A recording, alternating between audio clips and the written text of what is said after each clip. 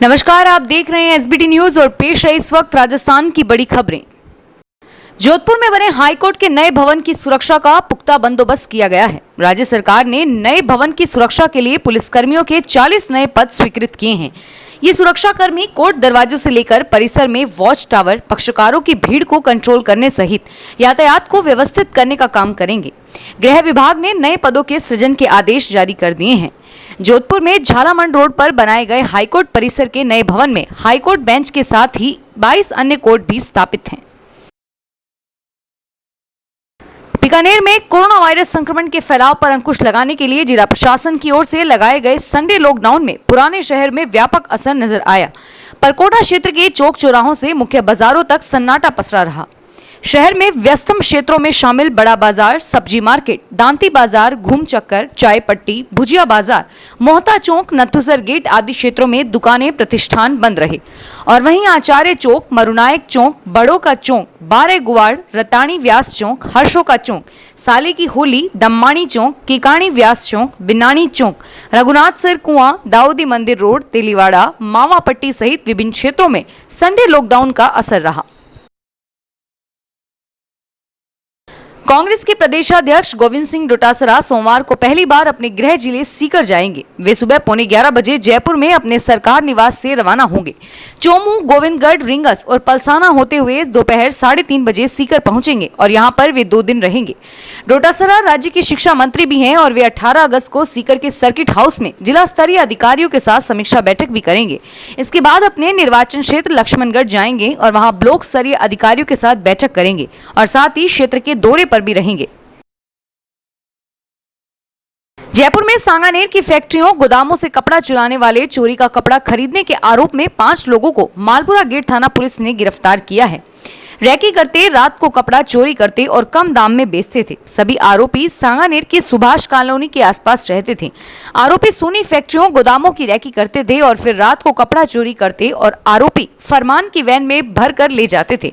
आरोपी कम दाम पर कपड़े को बेच देते थे।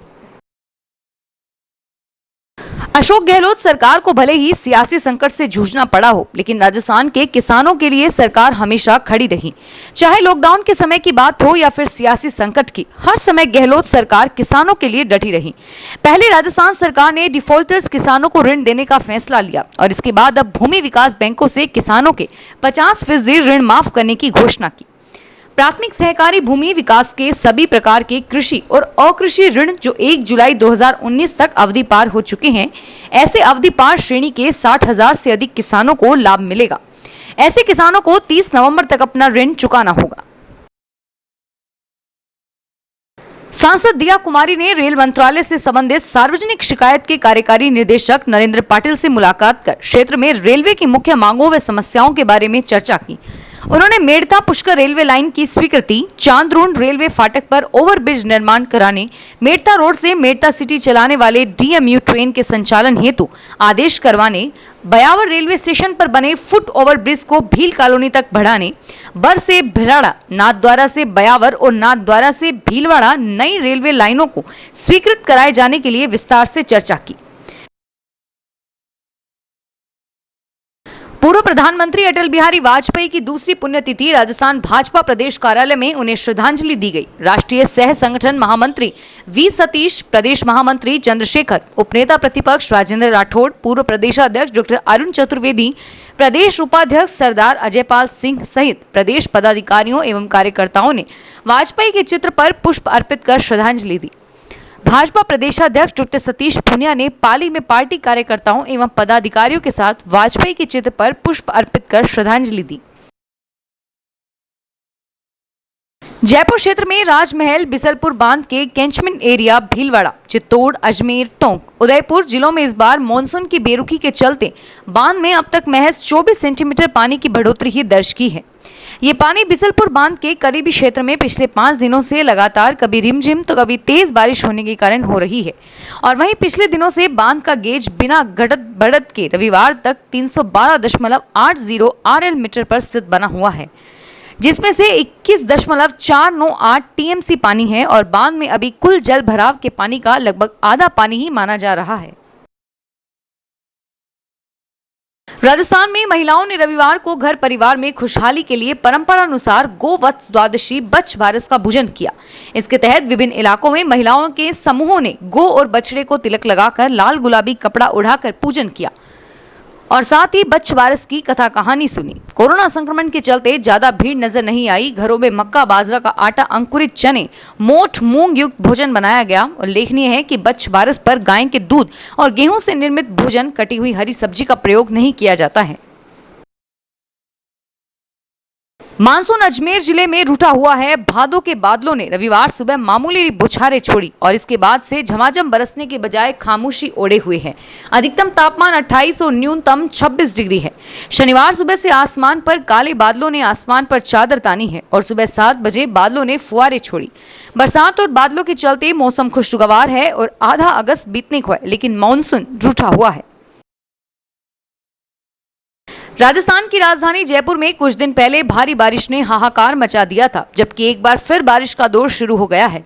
इस समय कई इलाकों में जोरदार बारिश हो रही है। आपको बता दें कि बारिश का मौसम सुबह से ही बन रहा था, लेकिन दोपहर होते होते बारिश का दौर शुरू हो गया। इसके अलावा मौसम विभाग ने राजस्थान के कई अन्य जिलों के लिए भी चेतावनी जारी की है।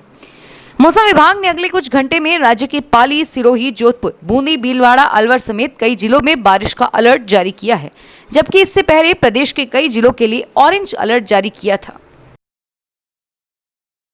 स्वतंत्रता दिवस के मौके पर सूर्यनगरी में लोग राष्ट्रभक्ति के रंग में रंगे नजर आए। शहर में दिन भर हुई जोरदार बारिश के बीच लोग अवकाश का लुत्फ उठाने घूमने निकल पड़े। बारिश के कारण बैरी गंगा में झरना बह निकला और कुछ उत्साही युवकों ने अनूठा प्रयोग कर इस झरने को तिरंगे में रंग दिया। 2 युवक पहाड़ी पर चढ़े और उन्होंने झरने के ऊपर से दोनों तरफ से केसरिया व हरा रंग मिलाना शुरू कर दिया। इस बीच पहाड़ी से गिरता पानी सफेदी लिए था और ऐसे में पहाड़ी से गिरता झरना राष्ट्रीय ध्वज के रंग में गिरता नजर आया। इन युवकों ने बताया कि उन्होंने इस बार 15 अगस्त को कुछ अलग करने का तय किया था। राजस्थान उच्च न्यायालय की जयपुर पीठ में अगले 3 दिन तक कामकाज स्थगित रहेगा। मुख्य न्यायाधीश इंद्रजीत मोहंती के कथित तौर पर कोविड-19 से संक्रमित पाए जाने के बाद यह निर्णय लिया गया। उच्च न्यायालय के रजिस्ट्रार जनरल की ओर से जारी नोटिस में सभी संबंधित व्यक्तियों से कोविड-19 जांच करवाने का आग्रह किया गया है। नोटिस में कहा गया है कि इन 3 दिनों में जांच की सुविधा राजस्थान उच्च न्यायालय की जयपुर पीठ में उपलब्ध रहेगी। हनुमानगढ़ जिले में संगरिया उपभोक्ता संरक्षण समिति के अध्यक्ष एडवोकेट संजय आर्य ने विद्युत स्थायी शुल्क में बढ़ोतरी के विरोध में राजस्थान राज्य विद्युत विनियामक आयोग के अध्यक्ष के समक्ष याचिका दायर की है। याचिका में जोधपुर विद्युत वितरण निगम लिमिटेड के विद्युत वितरण दर के संबंध में 17 फरवरी 2020 को पारित आदेश के जरिए लागू स्थायी शुल्क आदेश को अपास्त करने की मांग की गई है। जोधपुर में 12 लाख रुपए की लूट का मामला झूठा साबित हुआ है। लूट की फर्जी कहानी घड़ी गई थी। जोधपुर के महामंदिर थाना क्षेत्र में शनिवार देर रात 12 लाख रुपए की लूट की वारदात का पुलिस ने चंद घंटों में ही पटाक्षेप कर दिया है। आरंभिक जांच में पुलिस के सामने आया कि आपसी रंजिश के चलते लूट की झूठी कहानी रची गई थी। मामले की मॉनिटरिंग कर रहे एसीपी दर्जाराम ने बताया कि फल सब्जी का व्यापार करने वाले 2 व्यापारियों ने महामंदिर थाने में सूचना दी थी कि बाइक पर सवार होकर आए 3 युवकों ने उनके साथ मारपीट की और उनकी गाड़ी में तोड़फोड़ की। फिलहाल इस बुलेटिन में इतना ही और फिर हाजिर होंगे तमाम बड़ी खबरों के साथ। एसबीटी न्यूज के वीडियो देखने के लिए हमारे चैनल को सब्सक्राइब करें और नोटिफिकेशन पाने के लिए बेल आइकन पर क्लिक करें। धन्यवाद।